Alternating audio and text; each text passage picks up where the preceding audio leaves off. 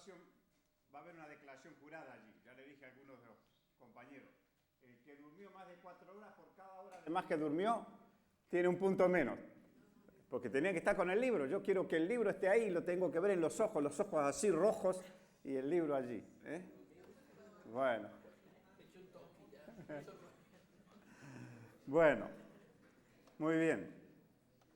Descubrí en el libro, claro, cuando los sistemas electrónicos son una maravilla, es lo mejor que pudo haber ocurrido, creo yo, de las últimas décadas del siglo XX, y la perfección de estos sistemas electrónicos creo que es lo mejor que pudo haber ocurrido, dándole buen uso, como todas las cosas, pero también tienen sus riesgos. Algunas cosas se pierden.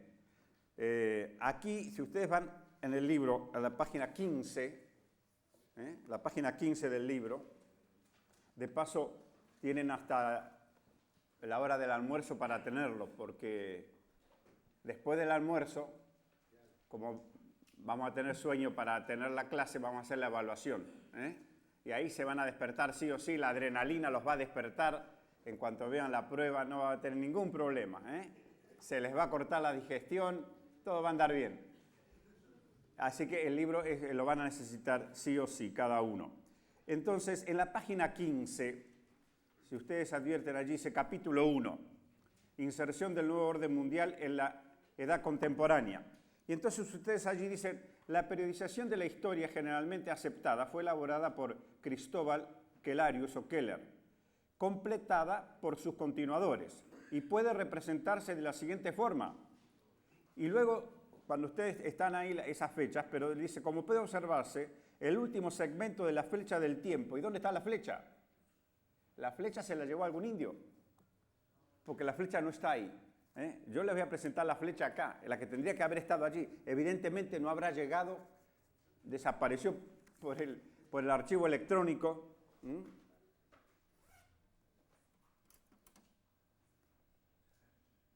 Ahí está, ese gráfico era así completo, acá lo tengo, ¿no? Ese gráfico era así completo. Por alguna cosa que yo desconozco, desapareció. ¿Qué significa esto? Aquí tenemos el 0 y la cruz. Y es aquí lo que decíamos ayer, por ejemplo, la importancia que tuvo el cristianismo, por lo menos para Occidente, dividió la historia en dos, antes de Cristo y después de Cristo. Ustedes saben que los ateos que viven en el mundo occidental, como no quieren aceptar la presencia de Cristo en la historia, le ponen era común, antes de la era común, y before era común, porque no quieren aceptar la C que significa Cristo. Pero ahí está, no lo pueden cambiar. Entonces tenemos, hablando de la historia, hacia la izquierda está la prehistoria, pero nosotros estamos hablando de la periodización de la historia. La Edad Antigua, con unos 3.000 años, aquí tenemos el 476 cuando termina la Edad Antigua con la caída del Imperio Romano de Occidente, con la caída de Roma. Empieza la Edad Media, esos 1.000 años de historia. Luego la Edad Moderna, que es muy cortita, ¿no es cierto? Y entonces la Edad Contemporánea, a partir de 1789. Así que esa flecha debiera estar en el gráfico, ese gráfico debiera estar aquí, lamentablemente no está. Así que ustedes que son buenos dibujantes, la dibujan. ¿En su libro está? ¡Qué maravilla! En el mío no, me dieron uno trucho a mí. Pastor Cabrera, en el suyo no está. Hay libros truchos como el que me dieron a mí y libros auténticos como el que tienen algunos. En algunos está la flecha y en otros no está la flecha. Bueno, ya vamos a ver. Pero por lo menos para los que les falta...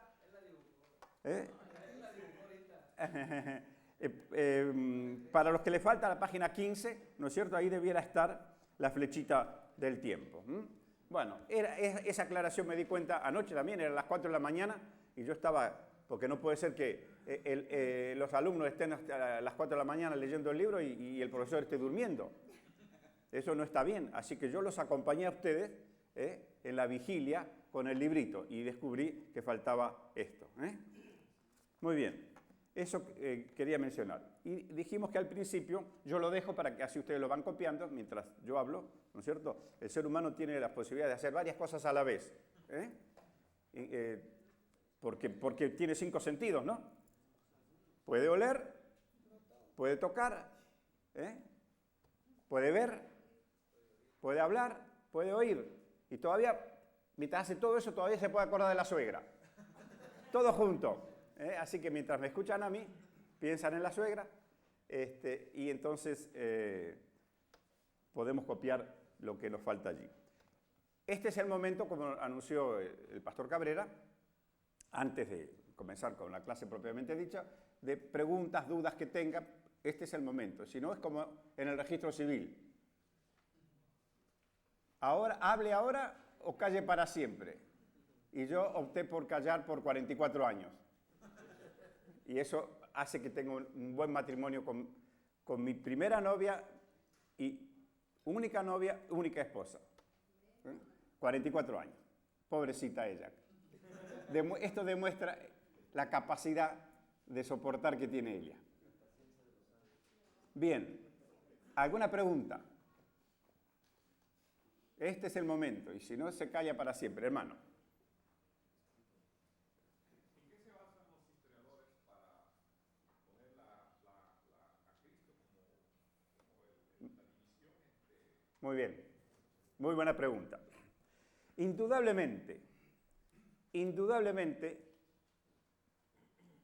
la presencia del cristianismo, que se inicia indudablemente con Cristo, produjo tal impacto en la historia. Esto lo dicen los historiadores. Yo en el programa que tengo para desarrollar en Montemorelos, ahí traigo algunos trabajos.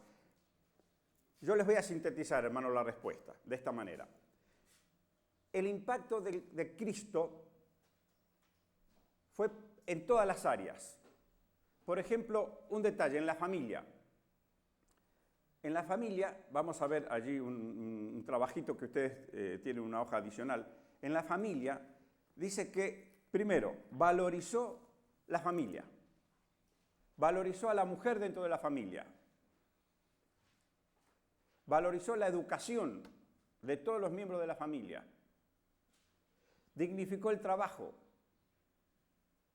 Fíjense que en todas las Sagradas Escrituras, el trabajo ocupa un lugar importante. Usted dice, ¿pero qué novedad está? Pero es que no, es que los romanos no trabajaban.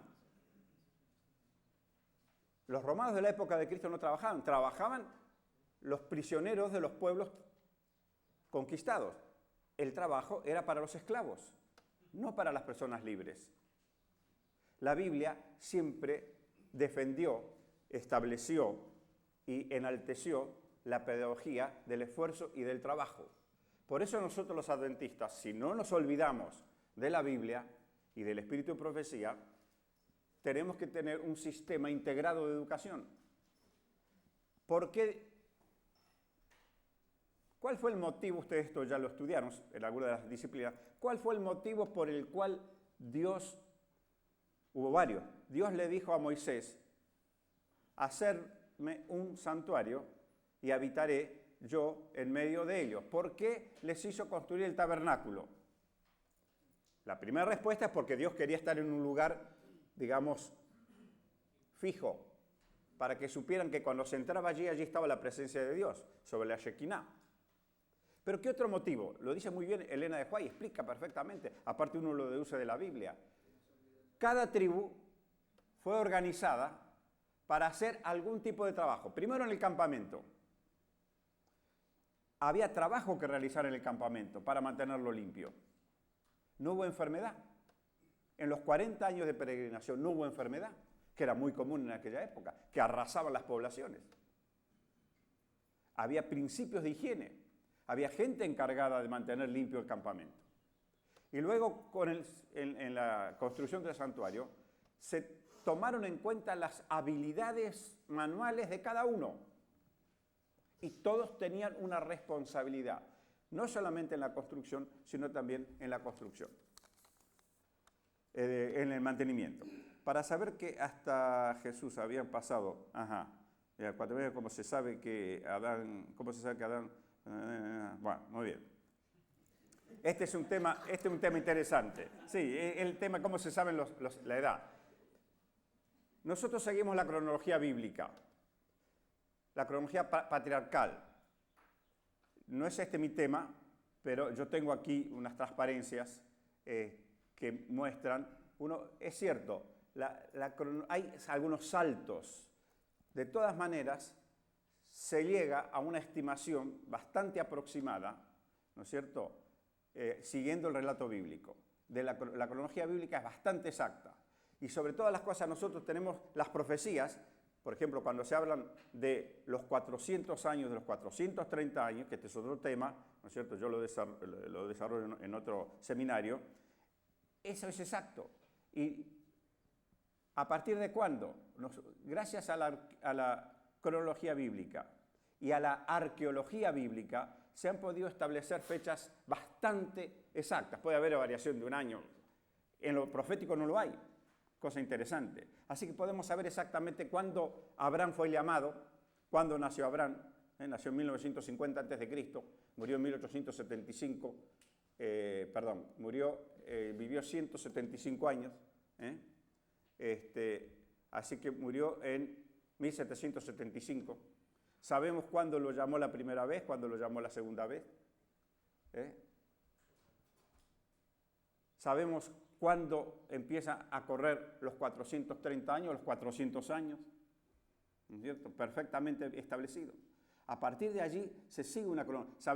Por eso sabemos la fecha del Éxodo, que de paso los historiadores, yo cuando cursaba esta materia de historia antigua, mi profesor, había una discusión por el faraón del Éxodo. En esa época había un libro que se hizo muy famoso, que era Y la Biblia tenía razón, de Werner Keller, un periodista que se dedicaba a temas arqueológicos, y él establecía que el faraón del Éxodo fue Ramsés II. Cuando Ramsés II reinó, eso era por el año 1200 y pico, habían pasado 200 años del Éxodo. Varios investigadores, entre ellos los nuestros de la Universidad de Andrews, y un profesor que fue profesor del pastor Cabrera, el doctor Daniel Jamel Dupuy, él hizo una tesis en la Universidad de Andrews para demostrar el faraón del Éxodo y la ruta del Éxodo.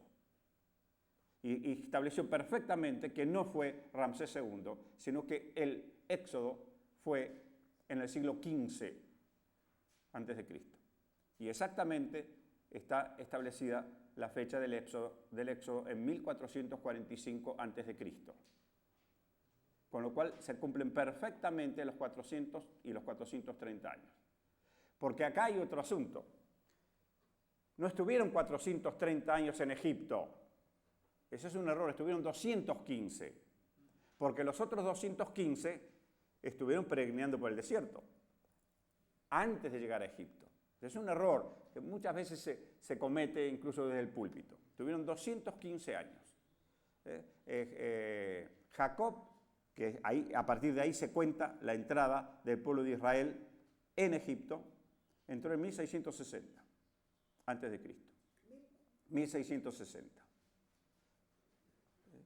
Pero bueno, esto no es el tema, los voy a abrumar con las fechas. Yo solamente quiero decir, bueno, confíen en la palabra de un historiador que tiene la obligación de no mentir. O sea, yo por profesión no debo mentir. Eso tuve una discusión una vez con el doctor Rassi, ¿no? Hice un artículo para la revista Diálogo Universitario. Entonces él quería que pusiera ahí algo que más o menos había sido folclore a través de muchos años. Entonces dice, ¿cómo no pusiste? Y ese señor que había trabajado un tema que yo trabajé en mi tesis doctoral, es un santo que está ahí inconmovible, ¿no? Entonces yo como que al no citarlo, yo no dije nada en contra de él. Un famoso investigador adventista. Pero yo no tenía la prueba de que él había corroborado lo que estaba diciendo. No la tenía. No quiero decir que él no la tenía. Yo no la tenía. Entonces yo no podía poner algo que yo no tenía la confirmación. Y entonces él me dice, ¿cómo no pusiste a fulano de tal en el artículo? Me dice el doctor Rassi. Entonces yo le contesté, no lo puse sencillamente porque yo no tengo pruebas de que él haya estado en ese lugar. Y un historiador se basa sobre documentos. Yo no puedo decir lo que no está, lo que no puedo demostrar. Entonces le contesté, como él es profesor y doctor en letras, entonces le dije, un literato puede crear, inventar, y está bien que lo haga un literato. Un historiador no lo debe hacer, porque esa es su profesión, basada sobre documentos. Tú lo puedes hacer, le dije yo al doctor Rassi, yo no lo debo hacer. Y si lo haces tú está perfecto, porque tú eres un literato, tú creas. La ficción es parte de la literatura. Yo no lo debo hacer. Mi disciplina me lo prohíbe. ¿Se dan cuenta? Entonces, todas estas cosas yo lo he estudiado durante muchísimos años, está perfecta, o sea, las fechas son, especialmente los periodos proféticos, están bien ajustados. No sé si satisfago la pregunta. Acá hay otra. A ver, ¿qué podemos decir de la protohistoria? Bien. Este es otro temita, lástima que, a ver, yo tengo la transparencia por allí, sí, la tengo, pero bueno, la tengo en la maleta. La protohistoria, o sea, la prehistoria es todo el periodo que existió antes que apareciera la escritura. Todo lo que ocurrió antes que apareciera la escritura está en la prehistoria. De acuerdo con Elena de White son 25 siglos. ¿No? Esto también lo voy a dar en el curso, así que ya los estoy motivando. Empiecen a conseguir un ticket para volar a Monterrey, y de Monterrey los van a buscar y van a Montemorelos, y ahí van a tener toda la información. Son 25 siglos de historia. La prehistoria, digamos, ¿no? Cubre los 25 siglos anteriores a la aparición de la escritura. Esto es un caso apasionante. Hermano, la aparición de la escritura en la historia coincide con la aparición de la escritura, de acuerdo con lo que nosotros sabemos de la Biblia. ¿Qué es la protohistoria? La protohistoria, así que todo lo que hay en la prehistoria no quedó registro escrito, solamente hay testimonios, piedras, cacharros, etc. Sobre eso el prehistoriador reconstruye. Dentro de la prehistoria y cerquita de la historia, cerquita de acá, está lo que se llama la protohistoria. ¿Qué es la protohistoria? Es la gente que ya teniendo escritura, registró hechos que estuvieron en la prehistoria, porque ellos estaban cerquita. No hay documentos, pero ellos registraron hechos que por tradición oral recibieron sin documentación. Eso es la protohistoria. Eso se llama la protohistoria. No sé si está bien. De paso, nosotros hay una buena parte del registro bíblico que entra en el periodo que no había escritura. Cuando apareció y cosa maravillosa, ¿no? Muchos negaban que Moisés podía haber escrito el Pentateuco porque decían que no había escritura. Aparte que se descubrió todas las escrituras cuneiformes, ¿no es cierto?, que eran todos los pueblos del cercano oriente, los asirios, los babilonios, etc. Aparte, los egipcios con los jeroglíficos, había escritura. Pero dice, bueno, sí, muy bien. ¿Los sumerios también? ¿Cómo? Los sumerios, claro, fundamentalmente. La historia empezó en Sumeria, tal como dice la Biblia. Cosa interesantísima. Hoy está absolutamente comprobado eso. No empezó, algunos dicen, no, empezó en varios lugares simultáneamente, en la China, en el África. No. Hoy está demostrado que empezó en Sumeria. Otro aporte más para avalar el relato bíblico. ¿Y qué otra cosa interesante ocurrió? Que se han descubierto en la península de Sinaí, en Serabit el Kadim, tablillas con escritura alfabética, lo que se llama un protohebreo, o sea, un pariente cercano y anterior al hebreo. Es la escritura que conoció Moisés. ¿Y cómo la conoció? Porque Moisés estuvo en el desierto de Madián, que está ahí en la península de Sinaí. Y además se descubrió que los comerciantes que venían de la zona de Fenicia, del norte, pasaban por la península de Sinaí y dejaron allí inscripciones en esa escritura que es un primo hermano, digamos, del hebreo, una escritura sencilla, alfabética. No cuesta mucho deducir que Moisés, que estuvo allí 40 años, se llevaba muy bien con su suegro, no dice nada de la suegra, pero con el suegro se llevaba bien, ¿no es cierto? Él estuvo allí, conoció a esa gente, trató con esa gente, conoció la escritura y pudo escribir. Pero, lógicamente, todo lo que viene del relato de la creación, todo vino por tradición oral y, ¿por qué? Por revelación. El Señor confirmó el relato para que no hubiera errores. Nosotros no creemos en la inerrancia. No hay error en los conceptos, en las ideas. Puede haber algún error en la escritura. Eso es propio del ser humano. ¿No es cierto? No creemos en la infalibilidad de la escritura hecha por el hombre. De hecho, hay algunos errores que se han cometido. En alguna fecha, en alguna cantidad. La Biblia a un rey le da una edad en un libro y le da otra en otro. Pero eso es un error del que copió. Pero en las ideas, en los conceptos, no hay errores. Se nos dijo que la historia cambiaba según la traducción de la Biblia, que cambian las generaciones. 20 a 30 años, y si cambia puede ser exacto. Bueno, no sé quién les dijo eso, no voy a caer en falta de... Se nos dijo que la historia cambiaba según la traducción de la Biblia. Yo no creo. A ver, las traducciones de la Biblia cada vez son más exactas.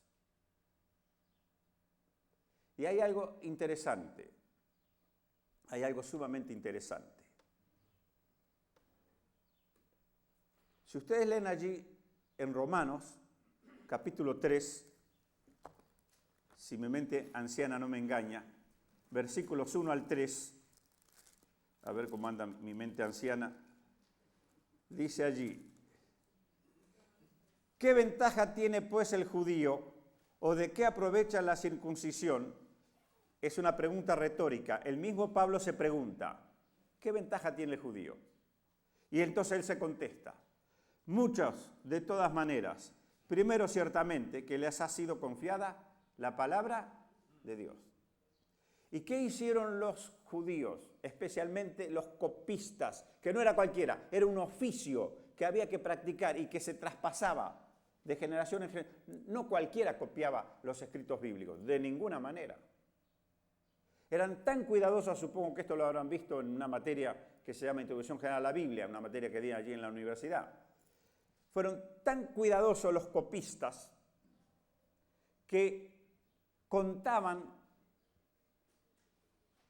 cuando hacían una copia, tenía que tener en cada línea la misma cantidad de palabras que el original que copiaban y estar ubicado en el mismo lugar, de tal manera que la palabra que estaba en el centro, en el original, que tenía delante para copiar, tenía que estar en el centro en la copia. Tanto el número de líneas como el número de palabras. Si se había corrido a la izquierda o a la derecha, o arriba o abajo, se descartaba esa copia y se volvía a copiar. Al punto que hoy está absolutamente demostrado que las copias que hicieron los judíos son las mejores que las de Qumran. Que las de Qumran fue un descubrimiento arqueológico importantísimo, pero los copistas de Qumran no eran los copistas que tendrían que haber copiado la escritura. Por eso, aunque fue un aporte importante, se descubrieron cosas importantísimas en Qumran, en las cuevas allí del Mar Muerto, a partir del año 1948, si no recuerdo mal. Escribí sobre eso hace muchos años. No son tan exactos como las copias que usaba la tradición judía. Esa es la que sirvió para hacer las versiones actuales de la Biblia. Así que podemos confiar plenamente en la veracidad y en la exactitud de la Biblia, insisto, en cuanto al pensamiento y también por el cuidado que tuvieron los copistas en el texto. Pero una cosa más, iba a esto para no alejarme. Hoy día está absolutamente aceptada la tradición oral como fuente de la historia. No es solamente los documentos. Antes los historiadores éramos fanáticos del documento. Lo que no estaba en el documento no había existido. Aunque tuviéramos la persona allí, no tenía partida de nacimiento, usted no existe. Como ahora, no aparece en la televisión, no existe. No, pero yo acá estoy vivito y coleando, hablo, como, duermo. No existe. Así éramos los historiadores de fanáticos, ¿no? Tal persona, no podemos encontrar un documento, no existe. Hoy está absolutamente demostrada que la tradición oral es válida. Tal vez ustedes vieron acá una película que la traducción es Raíces, de hace unos cuantos años, los años 80, ¿no?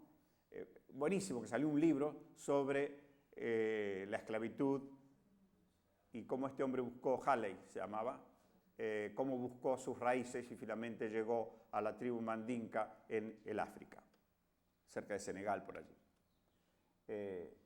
¿Y cómo se guió él? Se guió por la tradición oral, lo que le había contado el abuelo, el bisabuelo, y de ahí ellos te lo... Pero, ¿cuándo es válida? Tiene sus reglas. ¿Cuándo es válida la tradición oral? Cuando esa tradición oral está en manos de gente de oficio. ¿Quiénes son la gente de oficio? Los memoriosos se llamaban. Y Halley en el libro ese, Raíces, dice muy bien, él cuenta la emoción que sintió, porque él tenía la punta del ovillo de este lado del ovillo. Lo que le había contado el abuelo y el bisabuelo. Él sabía eso. Entonces se fue a buscar, acá fue a la Universidad de Wisconsin, donde hay un especialista en las tribus del África, y él le contó lo que el abuelo le había dicho y le mostró dos instrumentos que el abuelo le había dejado, un tamborcito chico y otro más que no me acuerdo qué era. Eso es lo único que tenía, lo único que habían traído del barco de los esclavos. Y él entonces le contó a qué clan pertenecía, a este profesor, Jan Bansina, se llama, que escribió un libro que se llama La tradición oral, y le contó lo que el abuelo, el bisabuelo, le había contado y le mostró los instrumentos.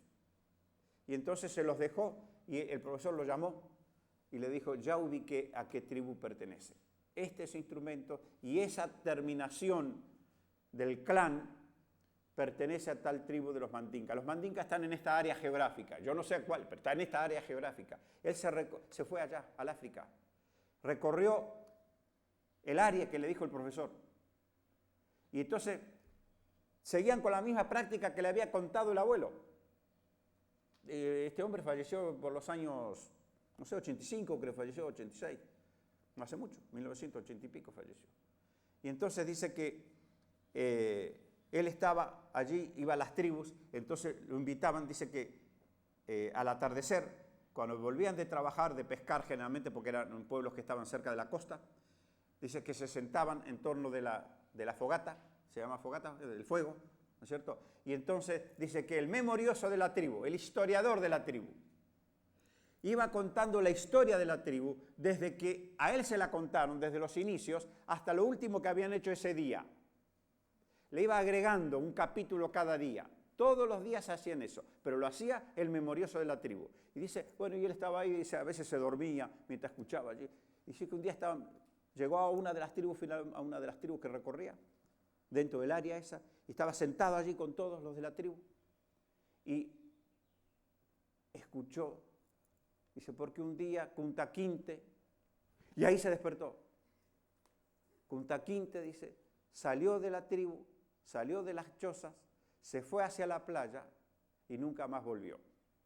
Y él conocía que desde la playa lo habían tomado a su antecesor, lo habían metido en un barco y lo habían traído acá a los Estados Unidos.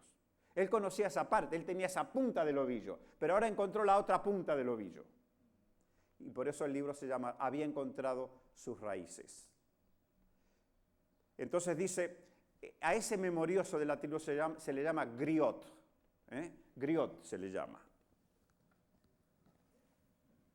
A ese memorioso. griot.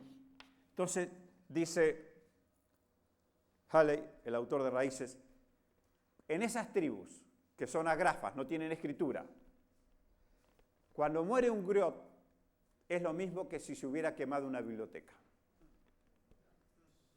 Esto a nosotros nos ayuda. Yo voy a esto.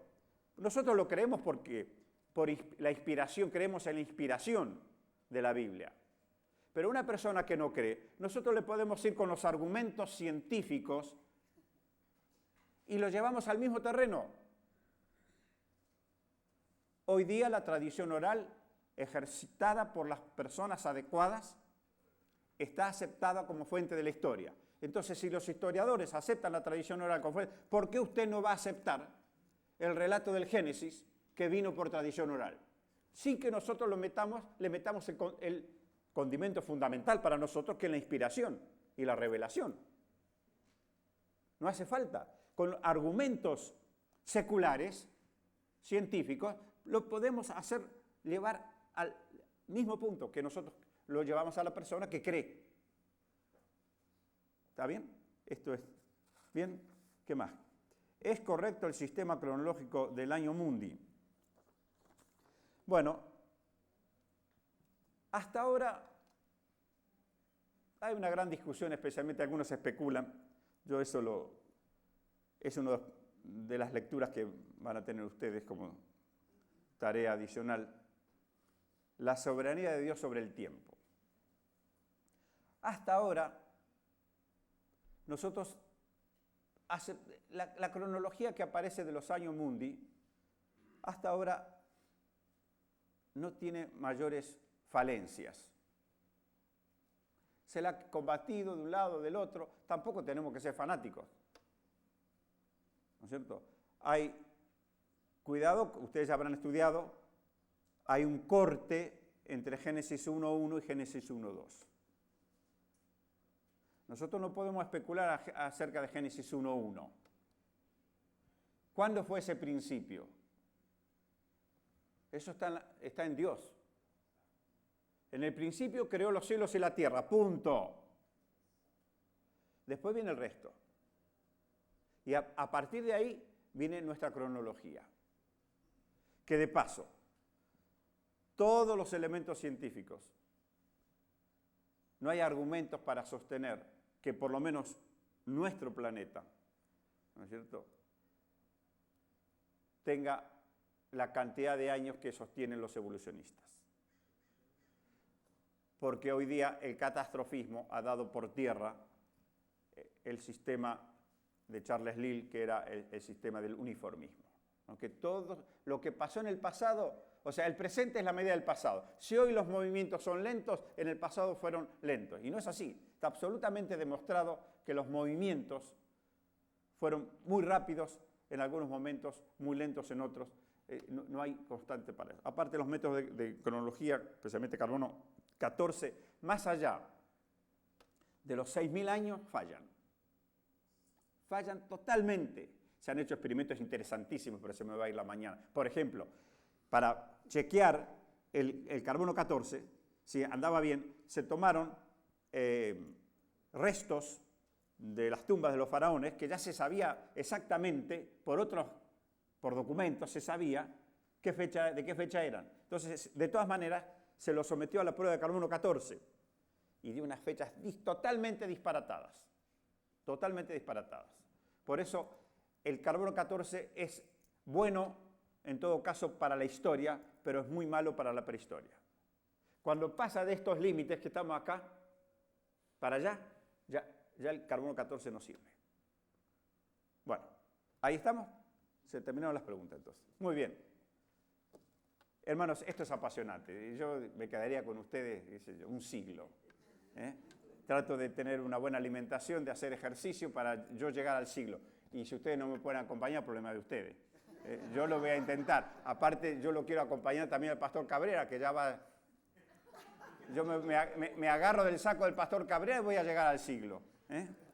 Bueno, pero hermanos, es apasionante. Yo les quiero decir, no duden de la palabra de Dios. No duden de la palabra. Es maravilloso. La ciencia lo único que hace es corroborar el relato bíblico. Y en alguna cosita por allí que todavía no tengamos, esperemos, ya va a llegar, no nos desesperemos, el Señor no falla, el Señor no se equivoca. Y con respecto al tiempo de Dios, el tiempo de Dios es uno, hermanos, no especulemos. No querramos aplicar la tablita, porque un año es 1000 años. No. Eso quiere decir que para Dios el tiempo es otro totalmente diferente. Dios es el Señor del tiempo y Él no está sujeto al tiempo. Uno es el tiempo de Dios, otro es nuestro tiempo. Eso está en práctico, tiene usted que van a tener que contestar unas preguntitas para después, fuera de acá de la clase.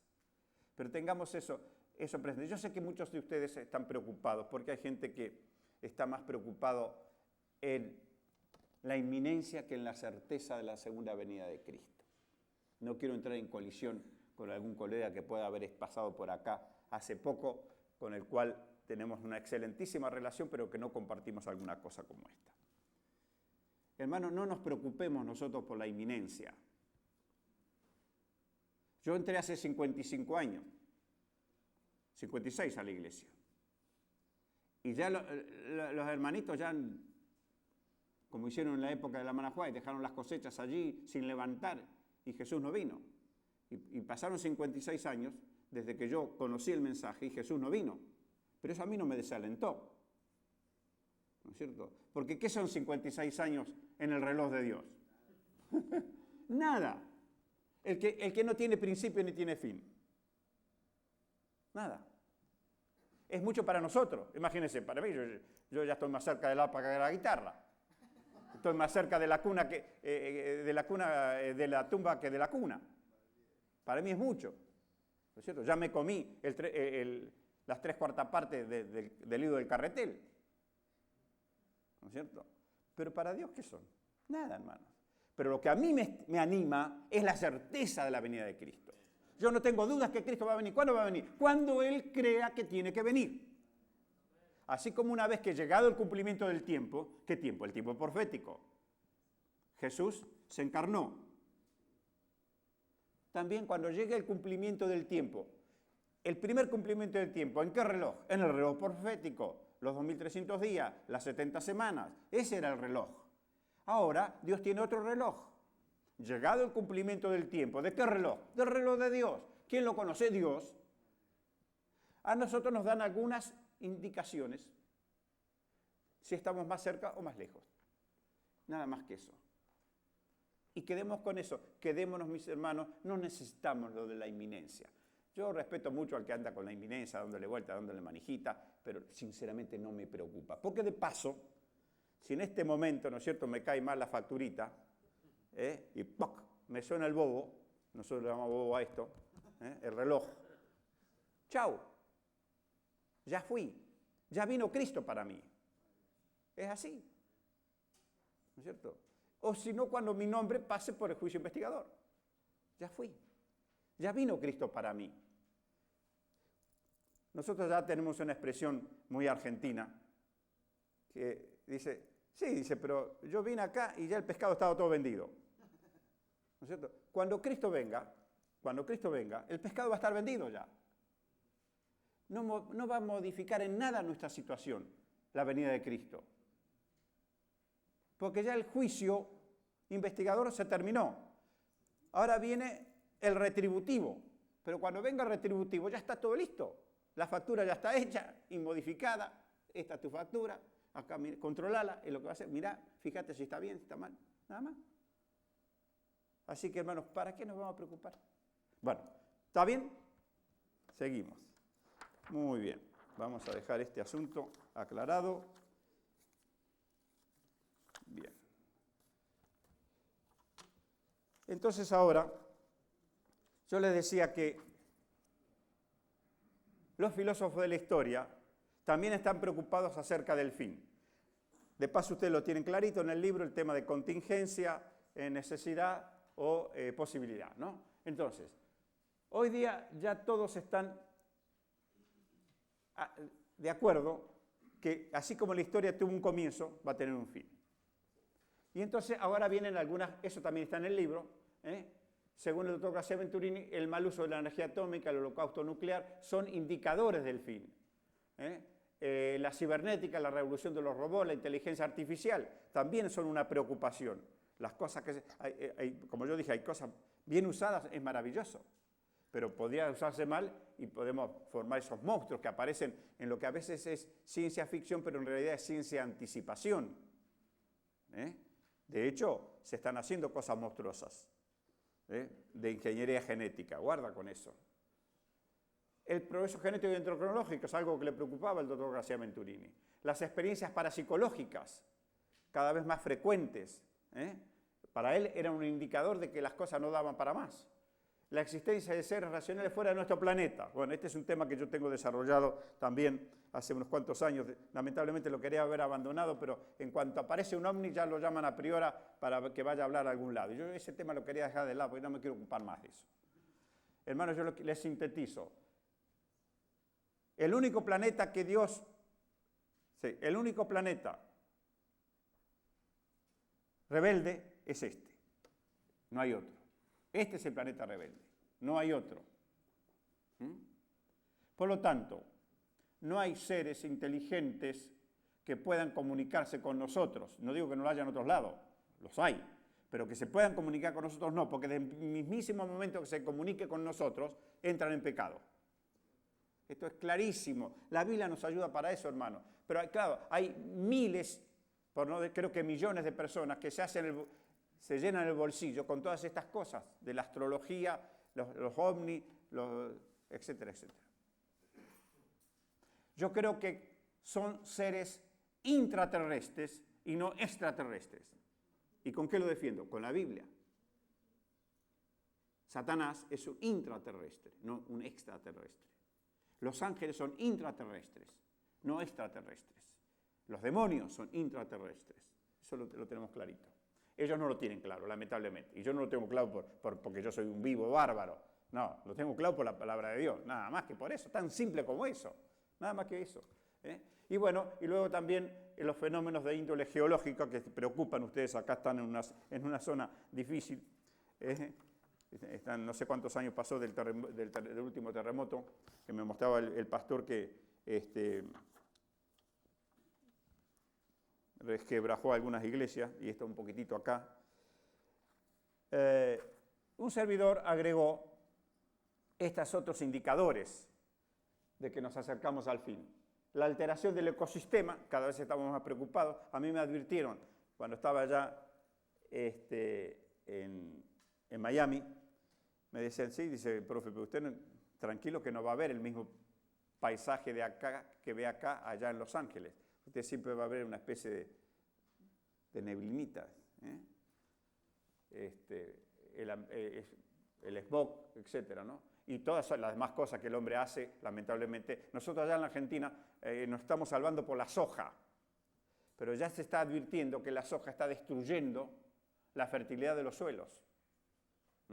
Y están preocupados, la alteración, el narcotráfico. ¿Qué les voy a decir de esto a ustedes? Los que vienen de países aquí centroamericanos anoche estaba mirando brevemente un informativo, los miles y centenares de miles que del interior de Colombia que tienen su terrenito para trabajar y que podían vivir decorosamente y decentemente. Yo estuve en Colombia y hablé con los hermanos de Colombia y me encontré con un taxista dentista. Y él me dijo, ¿y tú por qué estás aquí? Dice, a mí me encanta el campo, yo soy agrónomo, me tuve que ir, me corrió, los narcos me corrieron, yo tuve que desalojar mi hacienda. Y así, y eso sigue, y yo estuve hace 10 años y eso ya ocurría, ¿no es cierto? Entonces, lo que está produciendo el narcotráfico, la drogadicción, el terrorismo, el tráfico de armas y la delincuencia, que los estados no saben, la inmoralidad pública y privada. No solo antes era la privada, ahora la pública está expuesta, ¿no es cierto? Así que son elementos que nos dicen que a este mundo le queda poca cuerda. Y si a esto agregamos San Mateo 24, tenemos lo siguiente: engaños sustitutivos hechos por Satanás, guerras totales, pestes, hambrunas, terremotos, intolerancia, persecución, delación, falsos profetas, predicación del Evangelio a todo el mundo, tribulación, algunas cosas positivas y otras negativas. La tribulación, los falsos cristos, los días de Noé, inmoralidad creciente, hedonismo extremo. Es la segunda parte de nuestro seminario que va a hablar de la posmodernidad. Recreo.